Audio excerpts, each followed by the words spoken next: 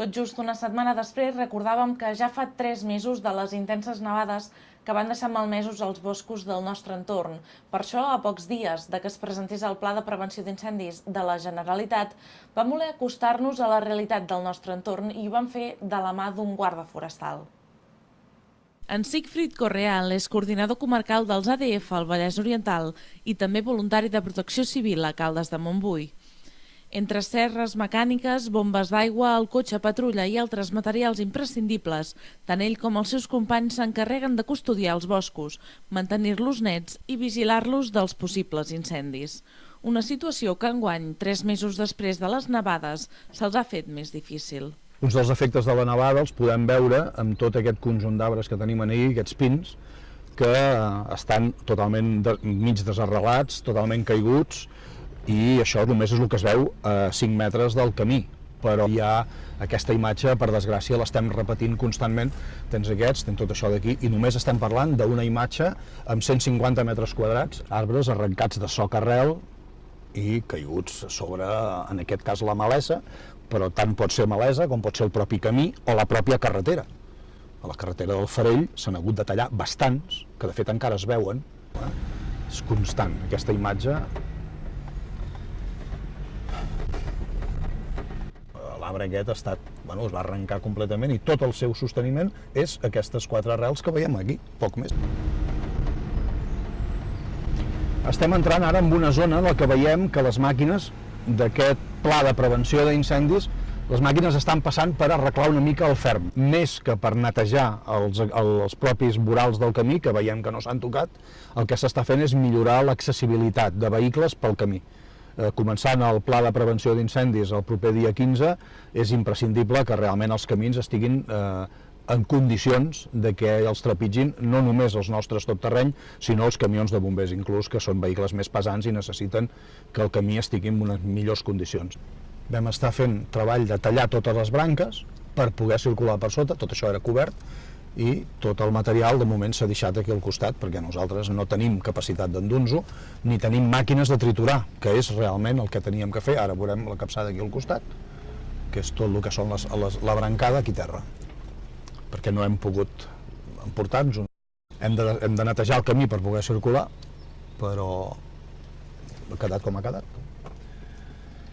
I aquí, doncs, mira, agafar motosserra i anar tirant.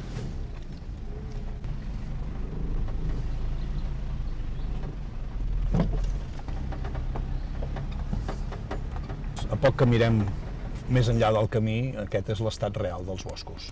Totalment ple de brossa, branques trencades, arbres caiguts, tant per la nevada del 8 de març, però des de les ventades de l'any passat, del 2008, de gener del 2008 i del 2009, això ja va començar a estar així i aquest és l'estat real. Però tot això és privat, no tenim capacitat de poder netejar-ho tot.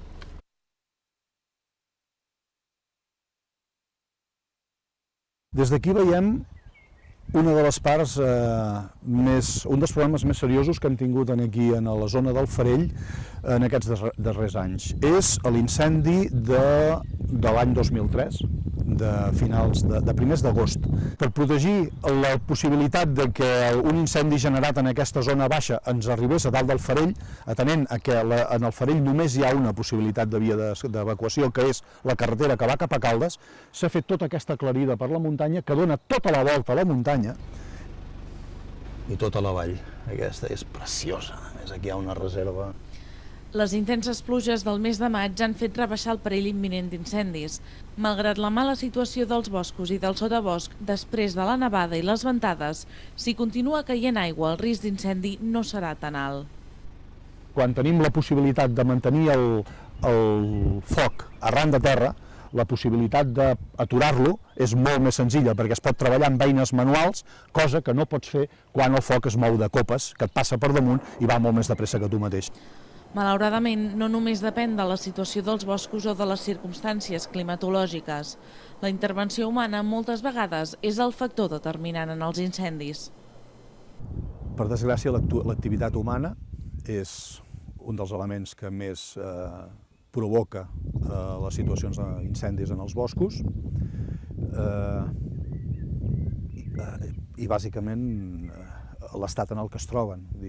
Treballs forestals amb poca previsió o la pròpia activitat humana a vegades de lleure fa que el risc hi sigui i que pugui generar algun problema important aquest estiu. La tasca dels ADFs, de protecció civil o dels bombers, entre d'altres, no es limita només a l'època de prevenció d'incendis, de juny a setembre. Durant tot l'any, voluntaris i treballadors uneixen esforços per preservar el medi natural. És la nostra màxima activitat preventiva, bàsicament. Per un costat, mantenir els camins en estat de ser utilitzats i, per altra banda, vigilar l'activitat humana que pugui significar un risc per tot el nostre forest. De fet, moltes vegades és important recordar-nos a nosaltres mateixos que som els propis humans els que moltes vegades provoquem aquests incendis.